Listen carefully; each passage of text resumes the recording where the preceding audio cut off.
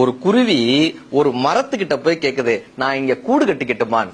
மரம் சொல்ல, என்கிட்ட வேணாம், நான் சின்ன கூடு தான் கட்டுவேன், என்கிட்ட வேணான். இல்ல நான் ரொம்ப வெயிட் எல்லாம் கிடையாது, நான் சின்னதா ஒரு கூடு கட்டி, என்கிட்ட நீ கூடு கட்டாத, வேற ஏதாவது ஒரு மரத்தை போய் பாரு, என்கிட்ட வேணான்னு அந்த மரம் சொல்லுது. இப்ப இந்த குருவி ரொம்ப வருத்தத்தோட இன்னொரு மரத்துல போய் கூடு கட்டுது.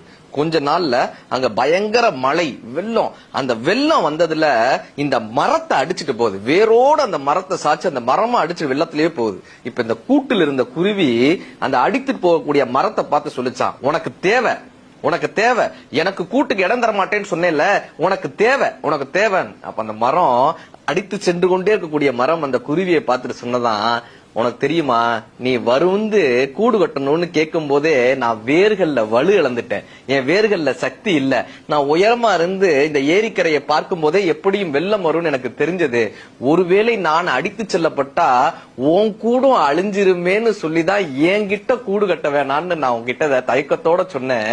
உனக்கு வேணான்னு சொல்றதுக்காக இல்ல, நான் வலுவிழந்துட்டேன்ற காரணத்தினாலும் என்னால் நீ அழிந்து விடக்கூடாதுன்ற காரணத்தினாலும் தான் நான் வேணான்னு சொன்னேன்னு அந்த மரம் சொன்னாங்க. என்னைக்குமே ஒரு பிரச்சனை வரும்போது அடுத்தவர்கள் பக்கம் இருக்கக்கூடிய நியாயங்களை புரிந்து கொள்ள முயற்சி செய்யுங்கள்.